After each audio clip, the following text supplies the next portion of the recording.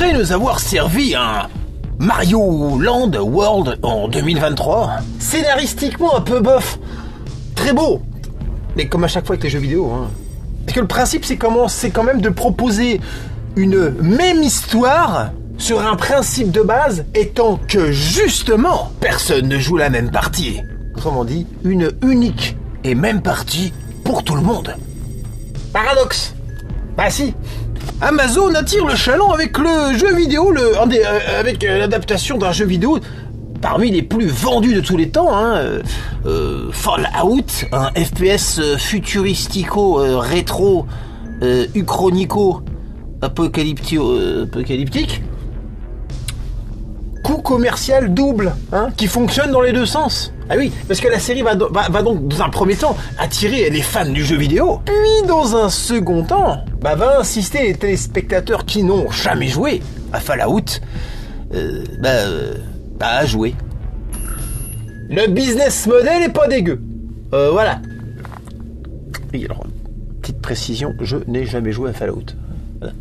La série démarre sur l'excellente ouverture, la scène de l'apocalypse nucléaire dès le départ. Et j'admets, c'est une réussite.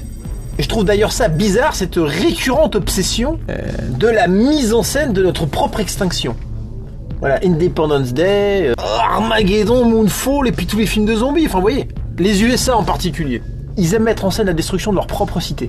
New York a dû être détruit au moins 15 fois dans les films. Dernièrement, cette année ils sortent Civil War, mais même avant, là, en série adaptée d'un jeu vidéo, il y avait Last of Us, pareil, hein, post-apo, tout le monde est mort, c'est la fête. Spectacle paradoxalement aussi beau que révélateur sur notre psychopathie collective. L'autodestruction. Et donc, suite à cette mise en place dans l'épisode 1, alléchante, hein, en général, un épisode qui commence une série, c'est toujours intéressant. On ne rate jamais un début. Je l'ai déjà dit, je le redis, c'est vrai. On ne rate jamais un début. On découvre donc la vie dans les abris 200 ans plus tard. Ah oui, quand même. Et suite à cet épisode, l'épisode 2 nous sert des scènes d'action avec un déluge de clichés, de personnages cons et de choses cons, quoi. Ouais. Bon, Fallout, on l'a compris, c'est une série qui doit d'abord plaire à ceux qui ont aimé le jeu. Donc, du lore. On leur bazarde toutes les refs du jeu dans le film. Ce qui leur fait d'abord plaisir. Mais faites gaffe, hein, parce que vous avez aimé le film, d'accord, mais attendez, vous avez vérifié le scénar, tout ça? Non. Je vais le faire pour vous, mais vous allez voir, c'est très con en fait. Il y a un mec qui a pas de nez, oui, mais c'est très con. C'est un monde riche et sujet à moult péripéties, très précisément parce qu'il a été fait pour jouer. Mais les scènes de vie et d'action sont quasiment toutes, connes. C'est le genre de monde où tout se mélange, tu vois. Il y a tous les styles de personnages qui vont se télescoper dans une histoire random et post-apo, puisque tu peux pas plus anarchique que le post-apo. Tu auras aussi bien des survivants style Mad Max, des mutants, enfin des ghouls cow-boys, donc des cow-boys en plus, des mechas, hein, voilà. Puis des gens en combi du futur. Voilà. Ouais, il manque le dino et c'est Toy Story. C'est ce que j'allais dire. Si. Non, le chien, il y en a un. Non, il y a un chien. Ouais. C'est Toy Story, tout à fait.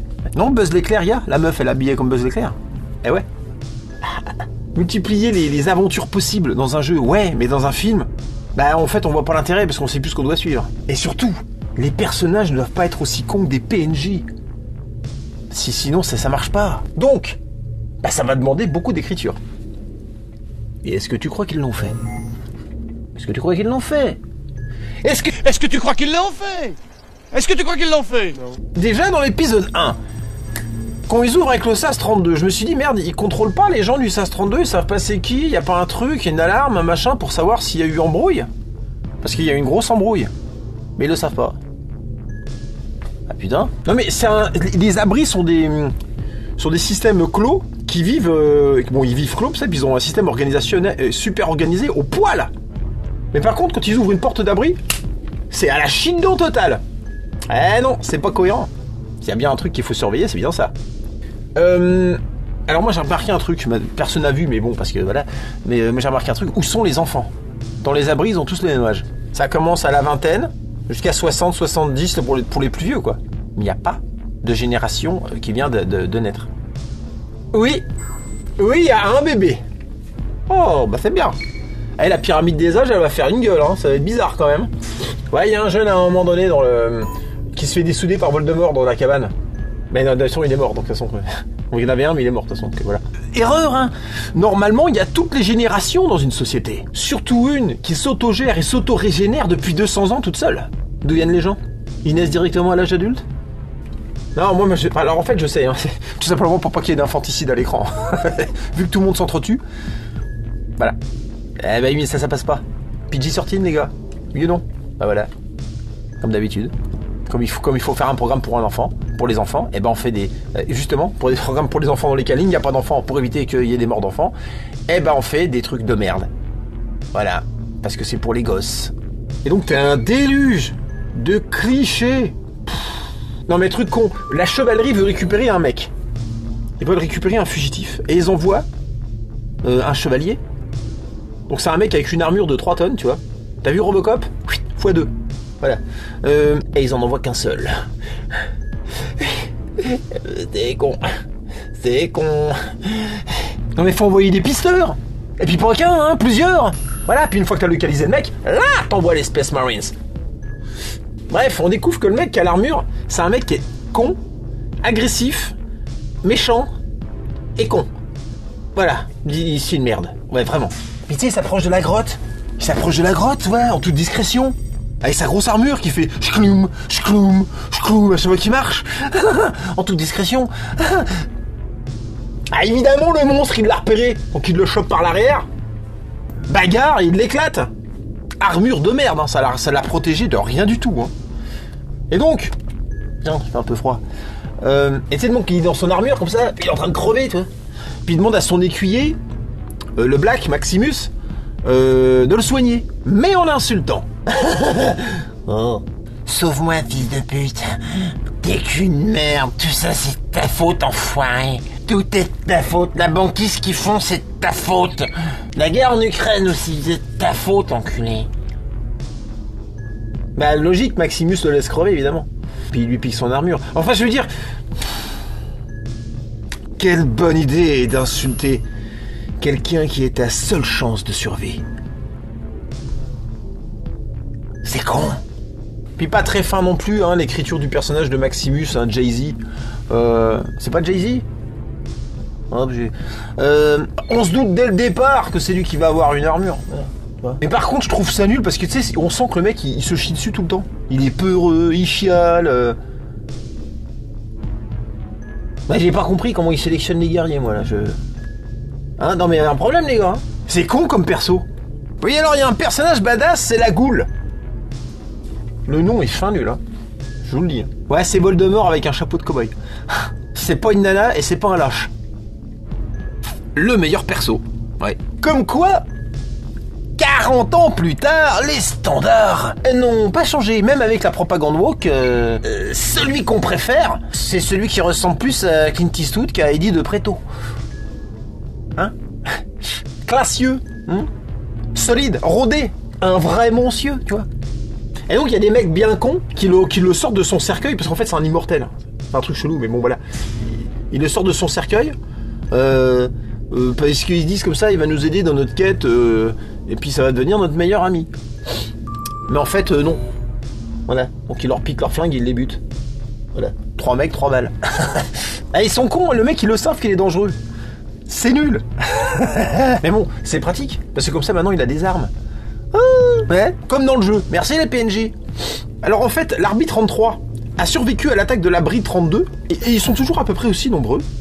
Voilà. Tout a été nettoyé, voilà, en mode cabane de Zelda. Tu vois le truc, voilà. Ils ont même réussi à capturer les assaillants sanguinaires, les mecs tout musclés avec des trucs Mad Max, avec des couteaux et des sulfateuses, ils ont réussi à les enfermer. Eux, les gentils bisounours. Soit, quand même, hein, c'est quand même Mad Max qui débarque à La Land. Hein. D'où ils survivent, enfin pas logique.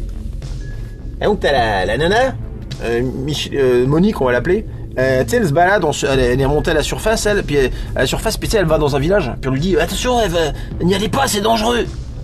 Ah. Bah, bon bah puis quand elle y va, bon c'est pas non plus les bronzés, mais franchement tu mets la musique, on y est. Hein. Ouais. Un camp de vacances thématiques zadistes, je dirais. Un peu comme dans Problemos, avec Eric Judor. Super. excellent, j'adorais ce film, super. Ouais. Une espèce rare. Merci Blanche Gardin. Donc là, elle arrive dans un village post-apo, mais cool, tu vois. Cool. C'est pas crédible. C'est pas qu'elle ne survivant, le truc, hein. Et puis au milieu de ce village à la con, t'as la goule. Donc le cow-boy avec capa de nez, hein, parce que sinon, ça n'a aucun sens. Enfin, mais c'est un cow-boy, appelez ça un cow-boy, faites pas chier. Et lui aussi cherche le mec que la chevalerie cherche. Et comme par hasard, il est dans le village où le mec il est, quoi, tu vois. Enfin, je veux dire, il a du pif, hein, pour quelqu'un qui a pas de nez. Donc il repère le scientifique avec le chien, il y a embrouille, et il défonce tout le monde. Bon, bah, désolé, c'est con. Mais d'où vous laissez la goule rentrer dans votre village? Le mec, il est armé jusqu'aux dents, tout le monde sait qu'il est dangereux. Bref, il dégomme la moitié des mecs valides du camp. Complètement teubé, hein, les mecs ont aucune chance. Hein. Bah oui, c'est une goule, tu lui tires dessus, ça lui fait rien en fait. Le mec en plus il a des balles explosives, un Sharp Panzer dans une partie de balles au camp quoi. Donc il va les pulvériser, c'est l'occasion de nous montrer les balles à tête explosive qui sont dans le jeu. Hein. Donc tu veux de la balle boum boum, bah il y en aura, puis t'es content, voilà. Et donc là il va pour buter la meuf, mais pas à ce moment-là, t'as le robot qui arrive. T'as Jay-Z qui avec son armure, pouf, il arrive, il la sauve. Puis donc il y a bagarre avec le ghoul et le mecha. Normalement le mecha c'est le top du chevalier, tu vois. C'est la machine qui fout les boules, c'est invincible, il a une boîte Dark Vador et tout. Le truc est lent. Il a un flingue de 1m94. Tellement grand qu'il a une envergure, c'est nul. D'ailleurs, il le perd contre le combat contre le loup-garou, dès le début. C'est pas maniable, c'est nul. Oui, il y a des loups-garous. Il y a même des gros insectes. Mais il y a de toute façon dans cette série. Et donc, il se bat contre la goule, tu vois. Puis il fait le truc que tous les super-héros font. Et qui m'exaspère, qui me rend dingue. Lancer l'adversaire contre les murs. Mais ils font tous ça à chaque fois. Superman, Hulk, Dragon Ball, tous. Mais ça fait rien comme dégâts. Mais c'est des mecs qui sont plus solides qu'une poutre IPN. C'est con. Non, c'est pas ça qu'il faut faire. Quand tu l'as entre les mains. Bon, c'est un mec qui est solide, d'accord? Donc tu le chopes, tu l'écartèles. Ah, t'arraches un ou deux membres, histoire de calmer le bestiau. Puis on est bien déjà. Si, ça fonctionne sur la majorité des mammifères. Là, j'ai testé sur des chatons l'autre fois, désolé ça. Si, ça marche super bien. Mais tu l'envoies pas contre un mur. En plus, ça pète les maisons des gens et tout. Enfin, le cliché qui me rend dingue. Nul, le robot. Et il est tellement nul, d'ailleurs, que le cowboy, il coupe une durite et ça désactive le truc. Et il a une durite... Ouais. Allez, dégage. Dégage, le robot. Fin nul. Enfin, donc il se débarrasse du méca. Monique avec le scientifique sont devenus copains entre-temps. Ils se sont barrés. Et là, t'as le ghoul, tranquille, il ressuscite le chien. Piqûre magique. Un genre de truc, tu sais, qui te redonne des barres de vie, quel que soit le truc que t'as eu, quoi. C'est médicament universel. Bicarbonate de soude. Cherche pas. Et donc, il ressort de la boutique avec le chien, et dans le village, et tout est redevenu comme avant. Les gens marchent comme ça, sans faire attention à lui. Il y a des jongleurs, des musiciens, des gens qui vendent des tomates. Et ils ont tout rangé. Les morts, tout, ils les ont même oubliés, enterrés, oubliés, ils savent plus qui c'est. Syndrome Zelda 3, quoi. Et c'est quand tu casses un vase dans une pièce, puis tu ressors, et puis quand tu rentres, le vase, il est relà. Puis tu peux le casser. Bon. Non mais dans un jeu, oui, mais dans un film, c'est con. L'épisode finit sur Monique, le scientifique, qui a perdu un pied. Hein. Ah oui, alors le mec, à un moment donné, il se prend une balle, il se fait arracher la cheville, mais tu sais, couper, arracher, péter, quoi. Ça va. Aïe, ouille. Ah bon? Puis après, tu sais, lui mettre une prothèse, et la prothèse, il y a une espèce de moulinex devant. Ça mouline la viande, pour je sais pas quoi faire, mais ça mouline l'os, tout. Tu lui mets comme ça à vif, pas de piqûre, tu sais. Puis lui est là, oh et où, arrête, ça chatouille. Il se fait mouliner un tibia, il fait sa chatouille. Non mais qu'est-ce que c'est de ce truc? Je suis désolé, la douleur, ça fait mal, hein. Et donc le scientifique, il lui dit, si tu veux retrouver la nana qui a enlevé ton père au début de la série là, il faut que tu lui ramènes ma tête, parce que dans ma tête il y a le truc qu'il cherche. Puis comme je vais mourir, parce que c'est un PNJ, donc lui il s'en fout. C'est un PNJ de jeu vidéo, donc le mec il dit, je dois mourir, je meurs. Voilà, et donc il lui dit, tiens, il faut que tu lui ramènes juste ma tête. Puis là il sort de sa musette une petite tronçonneuse à tête. Le mec se balade avec un couteau à viande king size depuis le début. Alors probablement que cette quête du couteau à viande existe vraiment dans le jeu vidéo, hein. Je dis pas, hein. Mais dans un film, c'est con. Et donc, okidoki, Monique coupe la tête du scientifique. Voilà. Et donc la suite de la série reste toujours aussi... Tu sais, à un moment donné, il y a le cowboy, il est avec Monique, tu vois. Et il lui coupe un doigt. Comme ça. Tchrounch. Ouch. Ouch, un doigt. On est où là? Non mais dans cette série les mecs t'ont pas mal, l'autre il se fait arracher une cheville, bon ça va, un doigt, bon voilà, qui se fait exploser un pied, fourchette dans les yeux, enfin dans cette série les gens n'ont pas mal, ils sont insensibles à la douleur. Et donc Monique peu de temps après elle braque des gars, puis ils ont enfermé des zombies, des ghouls, dans des cachots. Puis elle leur dit ouais les droits de l'homme, vous avez pas le droit de garder des prisonniers, c'est honteux, libérez-les. Puis les mecs ils font ouais c'est des zombies assoiffés de sang, hein. Faut pas faire ça, c'est pas une bonne idée. Tu vois, non, j'insiste. Et donc elle les menace, elle insiste, puis ils ouvrent. Puis naturellement les zombies les attaquent. Bref, tout le monde meurt. Alors sauf elle s'en sort bien. Voilà. Quelle connerie, hein. Bravo Madame Boulette. Non mais c'est vraiment le scénario prétexte à emmerde juste parce qu'on s'ennuie. Ou juste pour jouer une partie en fait. Tous les cachots pour t'amuser à dézinguer du zombie. Mais c'est une série, c'est pas un jeu, putain. Elle est conne. C'est con. Et ce qui est encore plus con, c'est qu'à un moment donné, t'as l'écuyer. Il se rend compte que Jay-Z, là, il a usurpé la place du vrai chevalier. Alors il lui enlève la pile qu'il a dans le dos. Et donc...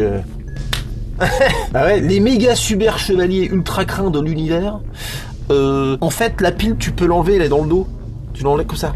C'est plus difficile d'enlever la batterie d'un téléphone portable. C'est ça que je veux dire, tu vois. Entre le cow-boy qui lui coupe un câble, l'autre qui lui enlève la pile, je suis désolé, putain, ça fait quand même 2 fois que des mecs lambda arrivent à mettre HS et des méga armures de chevalier. Y'a pas un problème de conception ou pas? Et donc, comme il enlève la pile, bah Jay-Z dans l'armure comme ça, et le robot marche plus, tu vois. Il peut pas sortir. Ouais, quand il y a plus de batterie, ça ne peut plus s'ouvrir, même de l'intérieur.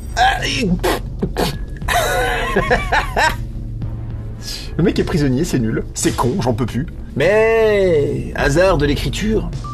Hein, on est dans une map vraiment toute petite dans cette série parce que tout le monde se croise très rapidement et donc la nana va tomber sur lui par hasard. Donc Monique rencontre Jay-Z dans son armure, ça. Aidez-moi, je peux plus bouger. Oh, tu vois. Et donc le mec il demande à Lucie. Ouais, elle s'appelle Lucie en vrai. Elle demande à Lucie ouvre mon armure, je suis prisonnier. Puis tu sais elle fait bah pourquoi je te ferais confiance? Énervante, hein. La scène d'avant, elle faisait ouvrir 15 cages avec des zombies dedans, alors qu'on lui avait dit que c'était dangereux.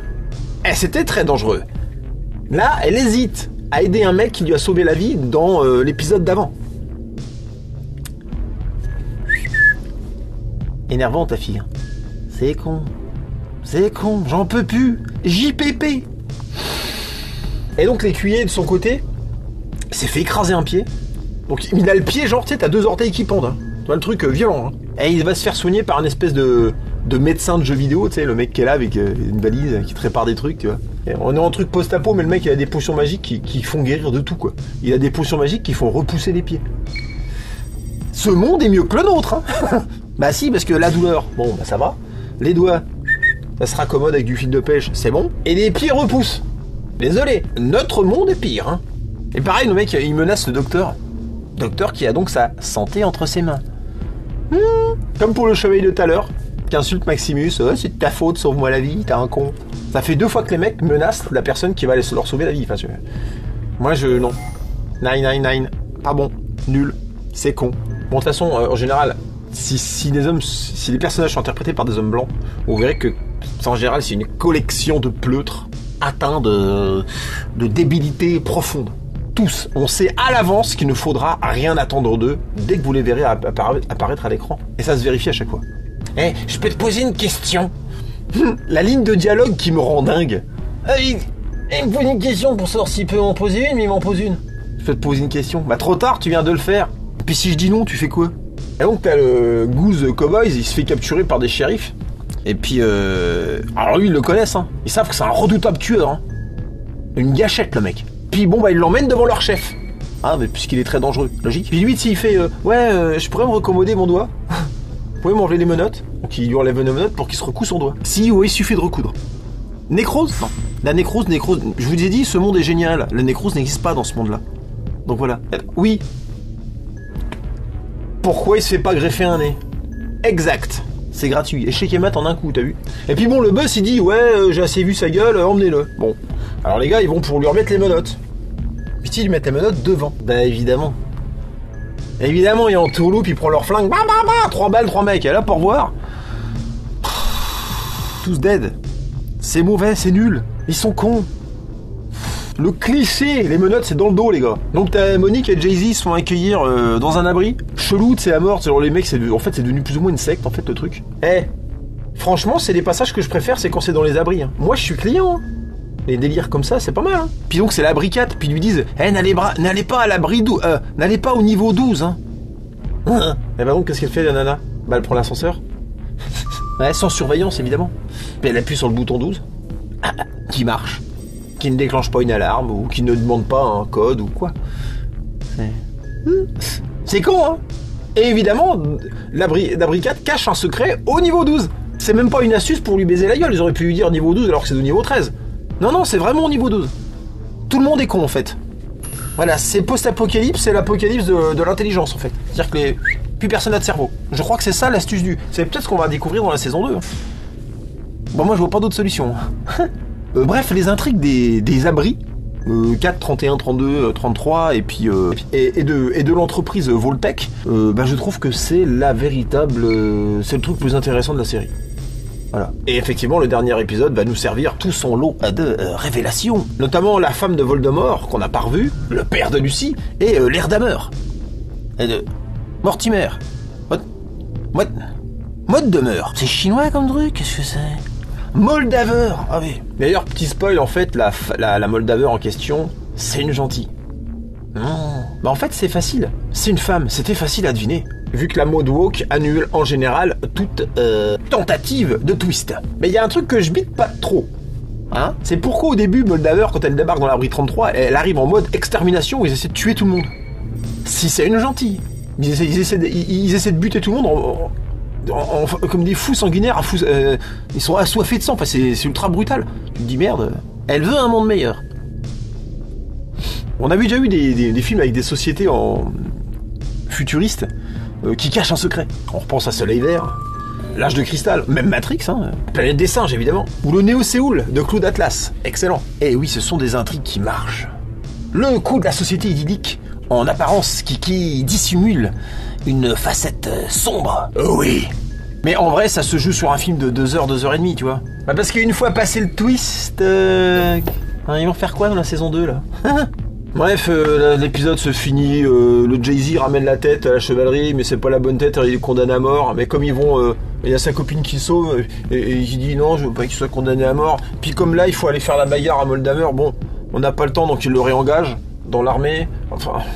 bon, après il le réintègre aux troupes d'assaut, comme ça, vite fait.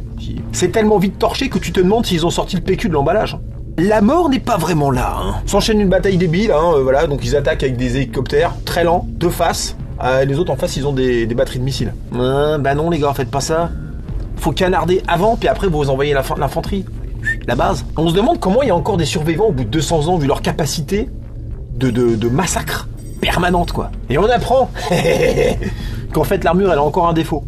Ouais, il y a une zone qui est pas blindée. C'est le cow-boy qui nous l'apprend. Puis donc il en bute 3 ou 4 sans trop se forcer. Putain, mais envoyé Robocop 2. On s'est foutu de la gueule. On s'est foutu de la gueule de Robocop 2 parce que le film était moins bien que le 1, mais désolé, le robot il défonçait. Bah parce que déjà il avait une sulfateuse tout le temps accrochée sur son bras.